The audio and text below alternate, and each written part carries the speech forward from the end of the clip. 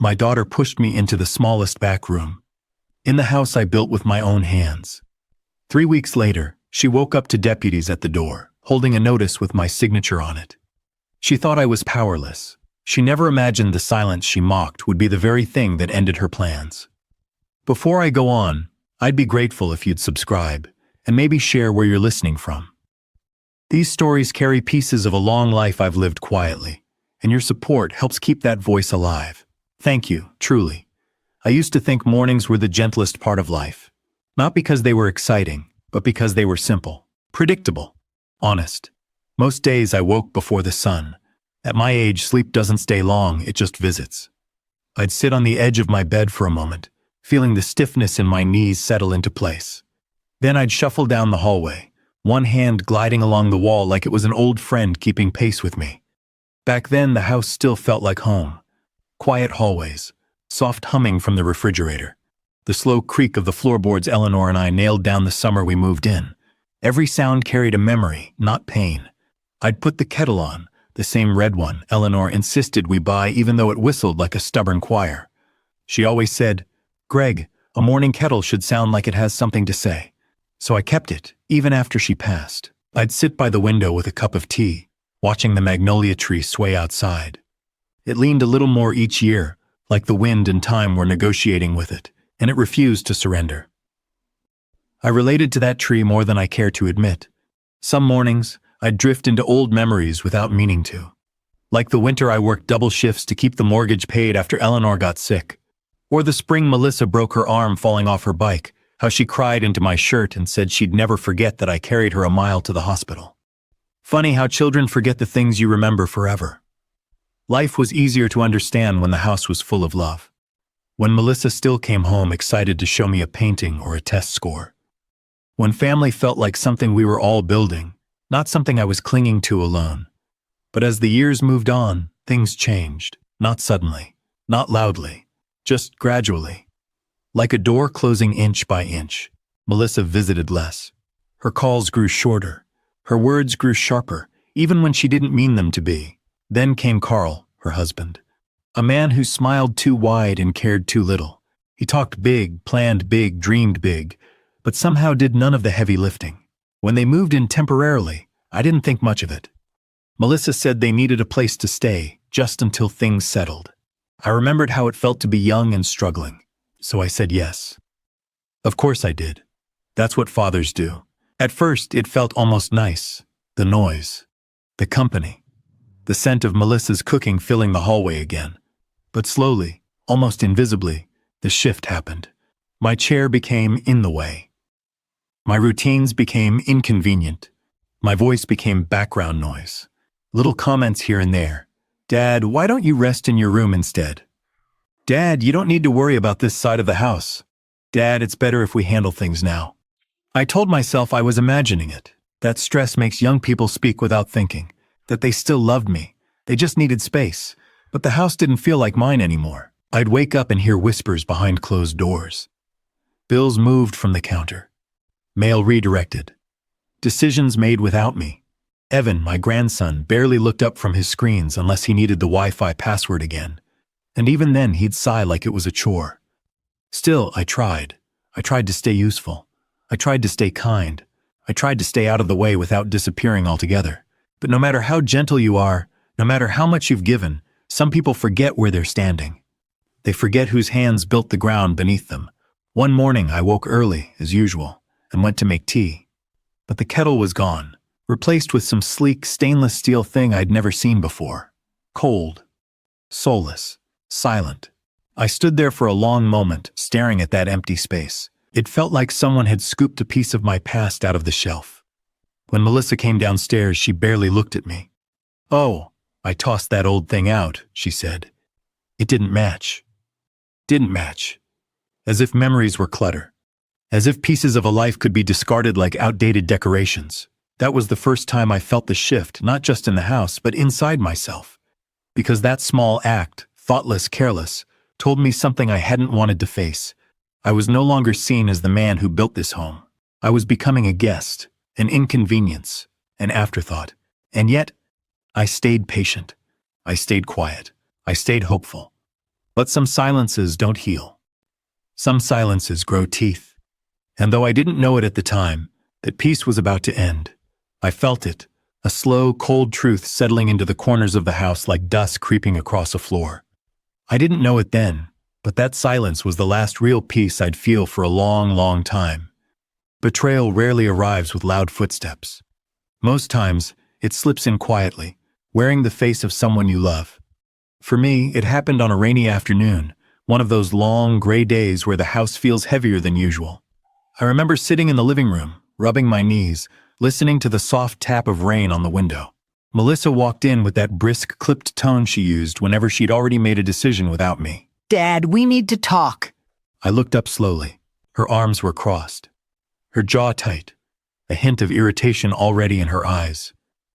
"What is it?" I asked. She glanced around the room, as if checking whether I'd touched something I shouldn't have.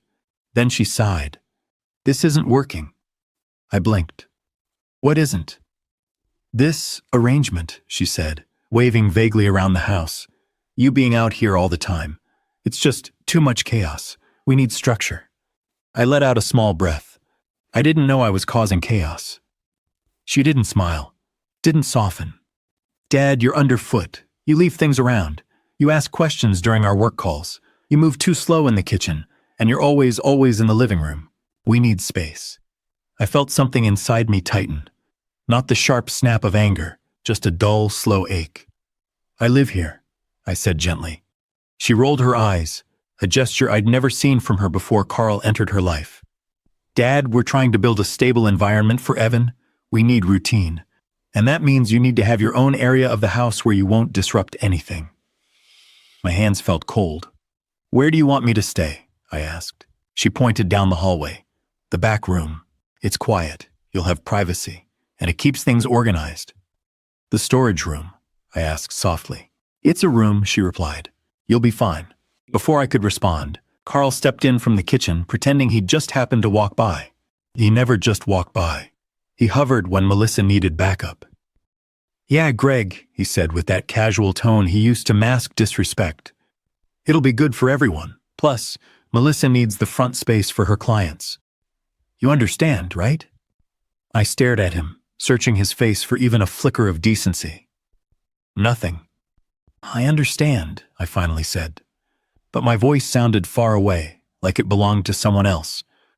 Melissa exhaled with relief, as if she'd done something noble. "Good. We'll move your things today." "Today?" I asked. "Yes, Dad. We've already started." She gestured toward a half-filled box on the floor.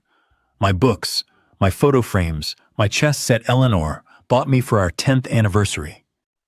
I felt my throat tighten. "You didn't even ask me." "There wasn't time," she said. Her tone was clipped, almost impatient. "We just need the house functioning properly." Functioning. As if my life were a malfunction. I stood slowly. My knees protested, but I didn't show it. The rain outside tapped harder, as if trying to warn me. "Let me pack my own things," I said quietly. Carl crossed his arms. "No need, Greg. We've got it." I met his eyes. "Let me pack my own things." He hesitated, then shrugged like it made no difference. I walked to the hallway, feeling the weight of every step. In the back room, small, dim, once just a place to store winter coats and old tax records, I found another box already half-filled. My slippers, my radio, a sweater Eleanor knitted the year she was sick. Melissa followed me in. She didn't look guilty. She looked annoyed, like kindness had become too heavy for her to carry. "Dad, don't make this harder," she said. "You're overreacting. It's just a room." I touched the edge of the narrow bed against the wall. The mattress dipped under my hand. "This isn't about a room," I said softly. She huffed. "Then what is it about?" The answer rose in my chest, slow, painful, true. "It's about respect." But I didn't say it aloud. There's no point speaking a language someone has no intention of hearing. Instead, I nodded. "Fine. I'll stay here." Melissa seemed relieved, as if a chore had finally been completed. She stepped back, already halfway out the door. "I knew you'd be reasonable," she said. "We all need to adapt. It's what families do." Family. Funny word to use while pushing your father into a storage room like a forgotten coat. Carl called from the hall, "Babe, we need the living room for the call. Your dad settled?" Melissa didn't even turn around. "Yeah, he's fine." The door closed behind her with a dull click. I sat on the narrow bed, staring at the blank wall. For a moment, I listened to the rain, the muffled laughter in the kitchen, the low hum of a life I was no longer part of. Then something in me, something quiet, something tired, shifted. Not anger, not bitterness, just clarity. A small flame of truth lit inside me. This wasn't my home anymore, not as long as I allowed myself to be treated like a burden. I didn't raise my voice. I didn't argue. I didn't break down. But something deep inside me went very, very quiet. And in that quiet, a new kind of resolve began to form. That wasn't the worst part. Not even close. But it was the moment I knew I would not stay silent forever. Fallout doesn't always arrive like a storm. Sometimes it seeps in slowly through the walls, through the silence, through the corners of a room too small for a life you used to live fully. The first night in that back room was colder than I expected. Not because of the temperature, but because of what the room meant. A demotion, a soft exile, a quiet erasing. I sat on the narrow bed for a long time, staring at the blank wall. I could hear muffled laughter from the living room, Melissa's voice bright, Carl's too loud, Evan's video game noises punching through the drywall. I was only 20 steps away, and yet it felt like miles. I tried to sleep, but my mind replayed the moment Melissa pointed to that room. Her voice, her sigh, the impatience in her eyes. Not anger, not concern. Just dismissal. I lay awake until 2, then 3, then 4. Each hour felt like the slow unwinding of something inside me. Around dawn, I heard Carl in the kitchen. Cabinets opening, pans clattering, the steady rhythm of a man who believed the house belonged entirely to him. I got up quietly, opened my door a crack, and saw him standing at the counter, whistling. In my kitchen, in my home, a place where I once slow danced with Eleanor at midnight, just because the radio played our song. Now, it was occupied by someone who spoke to me only when he needed something. I closed the door again, not loudly, not dramatically, just softly, because even the sound of my presence felt unwelcome. Later that day, I folded Eleanor's old sweater and placed it on the single shelf above my bed. My fingers lingered on the yarn she knitted through pain, through chemo, through the slow dimming of her strength. She always looked me in the eyes. Always. Even when she was too weak to speak. And it hit me. My own daughter couldn't even look at me without irritation. I sat on the edge of the bed and whispered, I don't know when it changed. The house had a way of reminding me of better years. The good noise, birthdays, holidays, piano practice, burnt cookies, teenage arguments that ended in hugs. But now it echoed with something else, distance. The kind that doesn't make sense until you feel it in your bones. I shuffled through the hallway once that afternoon, hoping to grab a cup of tea. Melissa was on a video call at the dining table. She muted herself, looked up and frowned. Dad, can you, not right now? I'm working. I nodded and turned back toward the hallway.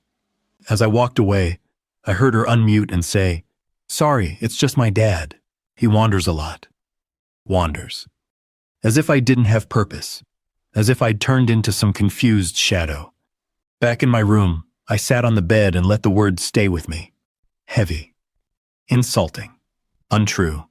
That evening, I watched Melissa carry a tray of food to the table. Real food, warm food, plated for the three of them. At 7:12 p.m., she knocked on my door.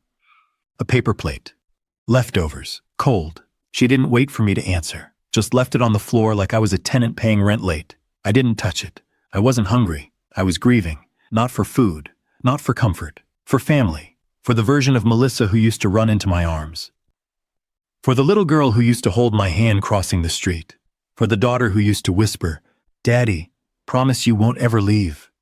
Some nights, I caught myself whispering her name, not in anger, not in blame, in disbelief, as if saying it softly could summon back who she used to be. Days blurred, nights stretched, and in that small back room, I felt myself shrinking, not physically, but in the space I occupied in their lives. One afternoon, I opened the drawer in that narrow nightstand. Inside were old property papers, tax receipts, insurance documents, things I hadn't looked at in years. I touched the edges of those papers, feeling the weight of decades I'd carried alone. Decades, she had forgotten. That was the moment something inside me shifted. I straightened up. I looked around the cramped room, and for the first time since the move, I let the truth land fully. They weren't going to stop taking. Not until I stopped allowing it. I closed the drawer gently. The sound felt final, like the closing of an old chapter. And in that tiny, quiet room, I began to think. Very carefully. If you're still listening, thank you. Stories like this remind me that patience isn't weakness. It's a kind of quiet strength most people never learn to understand. I didn't move in anger. Anger clouds judgment, and I needed every bit of clarity life had left to offer me. The morning after that cold plate of leftovers, I woke with a calm I hadn't felt in months. Not peace, but purpose. For the first time since being pushed into that back room, I made a cup of tea with steady hands. I used the little electric kettle I'd found in an old camping box. It hissed faintly, almost apologetically, a far quieter sound than Eleanor's whistling kettle, but somehow it steadied me. I sat by the small window, watching the magnolia tree outside. Its branches had grown crooked over the years, bent by storms, shaped by time, and still standing. That tree had survived everything that tried to break it. I realized I could too. I opened my flip phone. Yes, the old one with the worn-out buttons, and scrolled to a name I hadn't called in years, Sylvia Kemp, attorney. Old friend, sharper than any blade forged by human hands. My thumb hovered for a moment, just a moment. Then I pressed call. She picked up before the second ring. Greg Whitman, she said, not surprised, not hesitant, just ready. As soon as I saw the missed calls from your daughter over the last year, I knew you might need me someday. I let out a slow breath. Can we talk? I'll clear my morning, she replied. Come by. Her confidence felt like a warm coat in winter, comforting in a way I hadn't felt since losing Eleanor. We met that afternoon in her office, a modest brick building on a quiet corner. No gold lettering, no fancy carpets, just truth, thick folders, and a woman who didn't waste words. She listened as I explained everything. Melissa's tone, Carl's attitude, the back room, the slow erasure. When I finished, her eyes softened, not with pity, but with respect. You gave them trust, she said, and they used it as leverage. I nodded. That's what it feels like. She pulled out a stack of files. Let's see what you actually own. We spent nearly an hour reviewing papers I hadn't touched in years. Deeds, receipts, insurance, tax records, old agreements. Hands steady, no shaking, no fear. Sylvia finally sat back, tapped her pen and said, Greg, the house is yours. Entirely. No loopholes, no shared ownership, no claim from your daughter or her husband. This is your property, period. Hearing that felt like breathing after months underwater. So what now? I asked quietly. Now, she said, we protect you from being pushed out of your own home again. Her plan wasn't dramatic. It was precise, measured, thoughtful. A kind of revenge rooted in dignity, not destruction. First, she had me update the property title to a protected life estate, legally ensuring the home stayed under my control until my final day, no matter who lived here, no matter who believed they were entitled to it. Then she walked me through the accounts. Separate everything, she said. Utilities, insurance, maintenance contracts, mail, online logins, every single thread they could tug on. Cut it. For each item, she made me repeat the steps back to her. She was preparing me not just legally but emotionally, mentally, to reclaim what I had let slip. Over the next few weeks, I moved with deliberate calmness. I changed passwords quietly. I opened a P.O. box so no one could intercept my mail. I contacted service providers and had everything tied directly to me. Not Melissa, not Carl, not the household. Me. Some changes were so small, no one could have noticed. A new login to the energy provider. Insurance updated to acknowledge sole ownership. A maintenance contract scheduled directly with me. A new passcode added to prevent account tampering. Wi-Fi transferred to a private account in my name. Every task was like placing a stone on a foundation I thought I'd lost. Bit by bit, the house shifted back toward me. While I worked quietly, they moved through life oblivious. Carl bragged about his upcoming opportunities. Melissa talked loudly about her future plans for the home. Evan continued complaining about the Wi-Fi dips. Little did he know I was rebuilding the house's backbone without a word. I didn't do anything out of spite. Not once. I did it for one reason: respect. The kind that only returns when you stop begging for it and start standing where it belongs. One evening, as the sun dipped behind the magnolia tree, I sat on the edge of the bed in the back room, the room they pushed me into, and whispered the truth out loud. My daughter pushed me into the back room of my own house, but I'm quietly taking it back. The words didn't feel angry. They felt right. Honest. Steady. By the time Sylvia texted me, everything is filed. Everything is protected. Everything is ready. I already knew the truth. The stage was set. All I had to do was wait. And waiting, after all, is something I've learned to do well. The day everything shifted didn't feel dramatic at first. It felt strangely ordinary, like the world had decided to move exactly the way it always had, while silently preparing to turn everything upside down. It was a Saturday. Melissa woke early, rushing around the house with a clipboard in hand. She was hosting one of her networking socials, the kind where everyone pretended to have perfect lives and perfect marriages and perfect futures that somehow never materialized. Carl polished his shoes like he was expecting cameras. Evan complained about the Wi-Fi, again. Melissa shouted instructions none of them actually followed. No one mentioned me. No one checked on me. No one wondered if I needed anything. I had become invisible in my own home, which made what happened next that much easier. Around noon, Melissa tapped on my door. Not gently, not kindly. Tap, tap, tap. Fast, impatient. Dad, here, she said, pushing a cold plate into my hands. We'll be busy downstairs, so just stay in your room today. We don't need confusion. Confusion. They used words like that when they wanted to make you feel small. I placed the plate on my nightstand. Didn't touch it. Around 4 p.m., I heard the doorbell, followed by a rush of laughter and chatter. By 6, music filled the house, not too loud, just enough to remind me I didn't belong out there. At 6:47 p.m., my phone buzzed. A single message from Sylvia. Ready. One word. Steady. Precise. Final. I stood, brushed off my shirt, and walked into the hallway. My knees ached, but my steps were steady. Downstairs, Melissa spotted me first. Her smile fell instantly. Dad, what are you doing out here? She wasn't whispering. She wasn't hiding her irritation. She said it like someone catching a child where he shouldn't be. I won't be long, I said. And something in my voice made her pause. Carl turned from the drink cart. Greg, you okay? You look fine, I said. The word cut through the room gently but firmly. Conversations softened. Forks stilled. Guests turned their heads. I walked to the center of the living room, the room Eleanor and I painted together, where we hosted Christmas, where Melissa took her first steps. Then I took a folded envelope from my pocket. Melissa, I said, this is for you. She frowned but took it, her fingers stiff. She opened it. Her eyes moved across the first line, then the second, and the color drained from her face. What? What is this? She whispered. Carl leaned in. Babe, what's wrong? She handed him the paper with a trembling hand. His brow furrowed as he read it. Then his head snapped toward me. You transferred the property? His voice cracked. To yourself? I nodded once, calm, unshaken. Melissa swallowed hard. You can't just— I already did, I said quietly.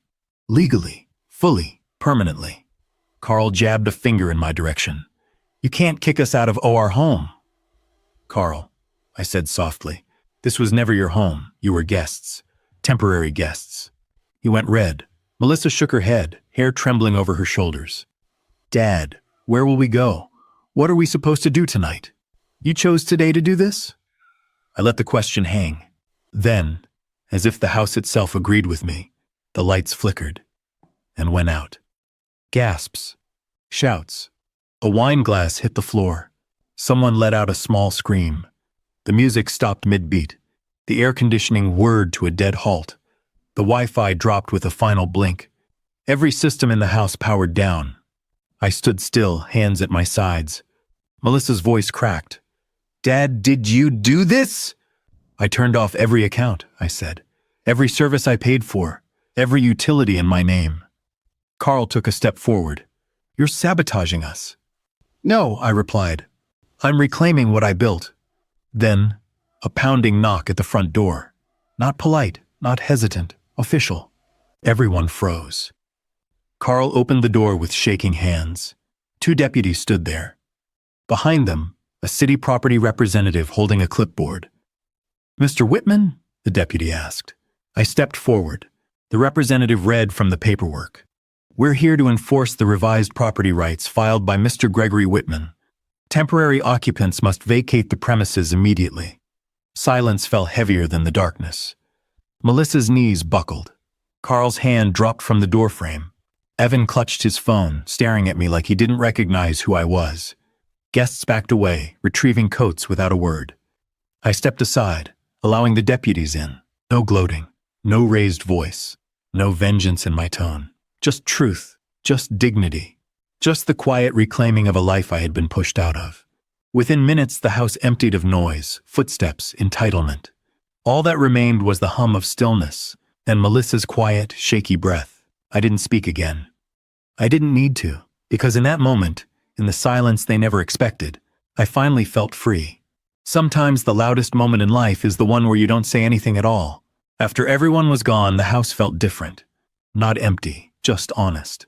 Like the walls had finally exhaled after holding their breath for too long. I walked through each room slowly, letting my fingertips brush across the furniture, the door frames, the small memories tucked into corners only Eleanor and I ever cared about. For the first time in years, nothing felt claimed by anyone else. Nothing felt borrowed. Everything felt returned. I ended up in the kitchen, the place where my days used to begin. I reached for my old red kettle out of habit, forgetting it was gone. But instead of sadness, something else filled the space it left behind. Relief. Not the dramatic kind. Not the triumphant kind. Just a quiet settling inside my chest, like the soft click of a door finally finding its latch. I made myself a cup of tea using the little electric kettle from my back room. It wasn't fancy, but it worked. And as the steam curled upward, I realized the truth I had avoided for too long. It wasn't my daughter's cruelty that broke me. It was the moment I allowed silence to replace self-respect. Now, that silence had a new purpose. Not to shrink me, but to steady me. I sat at the kitchen table, the same table where Melissa once blew out birthday candles, where Eleanor used to rest her elbows while grading papers. And I felt something I hadn't felt in a long time. I belonged. Not because they accepted me. Not because they saw me. But because I had finally seen myself again. People think revenge is about winning. But as you grow older, you learn something gentler and far more powerful. Revenge isn't loud. It isn't flashy. It isn't cruel. Revenge is peace. Revenge is reclaiming your dignity. Revenge is choosing not to disappear inside your own home. My daughter pushed me into the back room of my own house, and for a while I let that define me. But taking the house back wasn't about hurting her. It was about remembering who I was before the world convinced me to shrink. Before I stood up to go to bed that night, I whispered into the quiet hallway, "Respect, once lost, can be reclaimed if you wait for the right moment." And I slept with every door open. If you were in my place, would you have done the same? Share your thoughts, and if this story meant something to you, I'd be grateful if you subscribed for more.